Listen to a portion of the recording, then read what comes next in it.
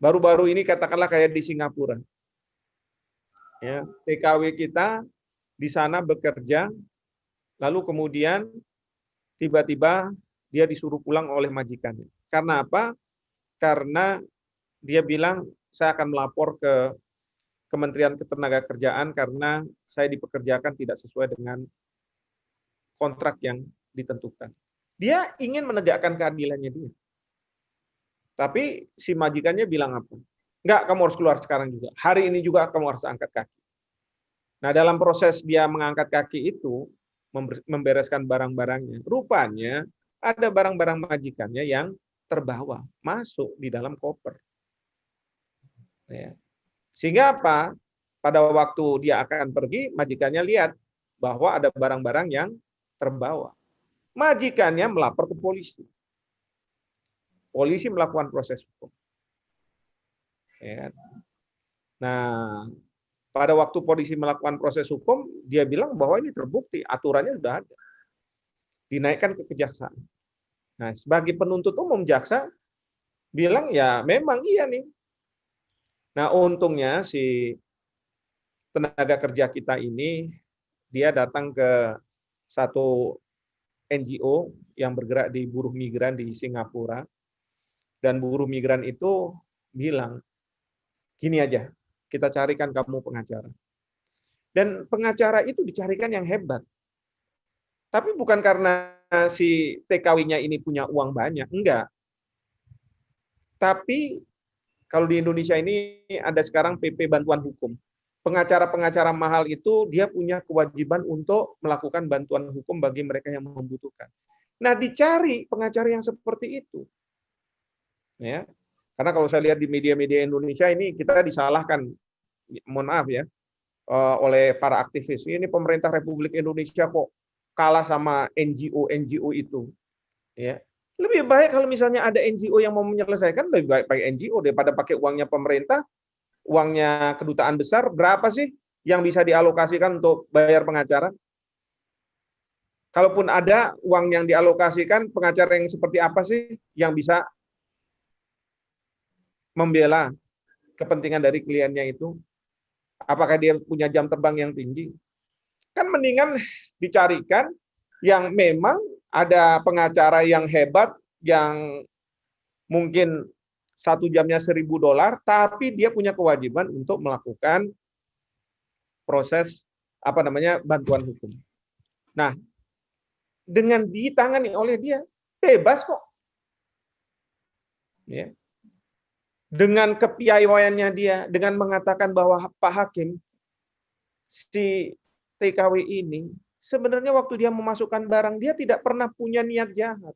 Mens reanya tidak ada. Ya. Nah, jadi saudara-saudara sekalian, saya ingin mengatakan bahwa dalam hal yang seperti itu, harusnya sebenarnya ya, tidak hanya di level kejaksaan, di level kepolisian pun sudah diberikan kewenangan untuk memberikan restoratif justice. Saya pernah sekolah di Jepang, ya, dan di Jepang saya melihat ya kejadian di mana seorang yang sudah lapar dia mencuri, ditangkap sama polisi. Apakah polisi itu menindaklanjuti? Tidak, karena bukan pekerjaannya dia mencuri, tapi dia mencuri karena keterpaksaan, karena dia lapar. Nah, dalam hal yang seperti ini, polisinya itu bisa membebaskan si yang mencuri ini dengan memberikan peringatan. Ya, bahkan dikasih uang juga dari pribadi si polisi ini. Nah, ini yang kita maksud dengan restoratif justice. Dan ini penting. Ya. Belum lagi kalau kita lihat konteks di Indonesia. Di Indonesia ini seringkali ada istilah kriminalisasi. Jadi ada masalah-masalah yang sifatnya perdata, itu dilarikan ke pidana. Biar apa? Biar orang yang dituduh itu takut langsung dia melakukan kewajibannya secara perdata. Misalnya, orang terlibat dalam hutang piutang, lalu wan prestasi. waktu saya dulu pernah katakanlah beracara, itu gimana ditanya kalau misalnya seperti ini? Ya saya bilang gugat secara perdata.